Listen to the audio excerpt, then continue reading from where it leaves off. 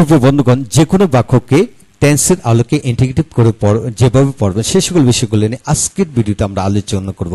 তাই আসুন ভিডিওটি প্রথম থেকে শেষ পর্যন্ত দেখতে থেকে এবং পুরো বিষয়টি বুঝে নেয়। হ্যাঁ বন্ধুগণ, আজকের ভিডিওটি খান মেথড এ complete book of written spoken English grammar এই বই থেকে নেওয়া হয়েছে। এই বইটি সম্পূর্ণ বাংলা অর্থসাগরের ভিডিও লেকচার আলোকে তৈরি করেছে। হ্যাঁ বন্ধুগণ, এই বইটির উপর ইতিমধ্যে 450+ ভিডিও লেকচার তৈরি করে ফেসবুক ইউটিউবে দেওয়া হয়েছে। আমাদের ভিডিওগুলো দেখুন, ইনশাল্লাহ আপনাদের কাজে আসবে, ভালো লাগবে।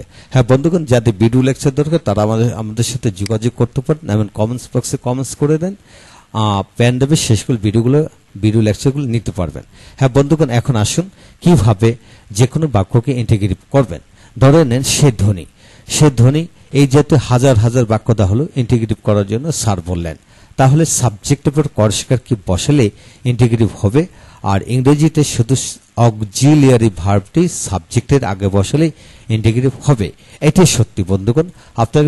আপনাকে যদি হাজার হাজার লক্ষ লক্ষ বাক্য দেওয়া হোক না কেন, সবগুলো বাক্যকে ইন্টিগ্রেটিভ করতে হলে সাবজেক্টের উপর কর্ষকার কি বসাতে হবে।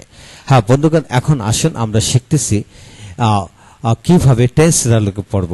লক্ষ্য করুন, সে কি ধ্বনি হচ্ছে, সে কি ধ্বনি হয়েছে, সে কি কিছুদিন ধরে ধ্বনি হচ্ছে, সে কি ধ্বনি হচ্ছিল ধ্বনি হয়েছিল, সে কি কিছুদিন যাবত ধ্বনি হচ্ছিল, সে কি ধ্বনি হইতে থাকবে হয়তো কিছুদিন যাবত ধ্বনি হইতে থাকবে।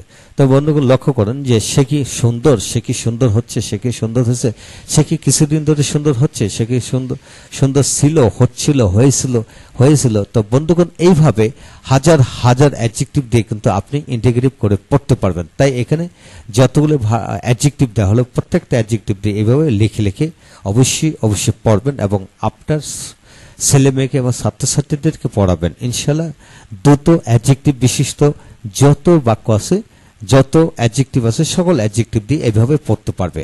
এখন আসেন ইংরেজি হলো সে কি ধনী, ইজ হি রিচ, সে কি ধনী হচ্ছে, ইজ হি বিং রিচ, সে কি ধনী হয়েছে, হ্যাজ হি বিন রিচ, সে কি কিছুদিন যে ধনী হচ্ছে, has he been rich for few days, সে কি ধনী ছিল, ওয়াজ হি রিচ, সে কি ধনী হচ্ছিল, ওয়াজ হি বিং রিচ, সে কি ধনী হয়েছিল, হ্যাড হি বিন রিচ, সে কি কিছুদিন ধনী হচ্ছিল, had he being rich for few days, সে কি ধনী হইবে, উইল হি বি রিচ, সে কি ধনী হইতে থাকবে, will he be being rich, সে কি ধনী হয়ে থাকবে, will he have been rich, সে কি কিছুদিন ধরে ধনী হতে থাকবে, will he have been being rich for few days. তো বন্ধুগণ, এই হলো মূল বিষয়। যে কোনো বাক্যকে উপরে এইভাবে পড়েন, ইনশাল্লাহ এগিয়ে যাবেন। তো এখানে লক্ষণীয় হলো যে এখানে বিন কোথা থেকে আসলো। তো বন্ধুগণ, ইস থেকে বিন আসলো। তো আমরা জানি বি মানে কি, অ্যামেজার, ওয়াজার, বিন, বি থেকে বি ওয়াজ বিন। তো সেই বিন হলো, এখানে যেহেতু ইজ আছে পাস্ট পার্টিসিপল ফর্ম হলো বিন। এটি আপনাকে খেয়াল করতে হবে। হ্যাঁ বন্ধুগণ, এইভাবে পড়তে থাকুন, ইনশাল্লাহ এগিয়ে যাবেন। ভালো থাকুন, পরবর্তী ভিডিওগুলো একে একে দেখতে থাকুন। Thank you very much.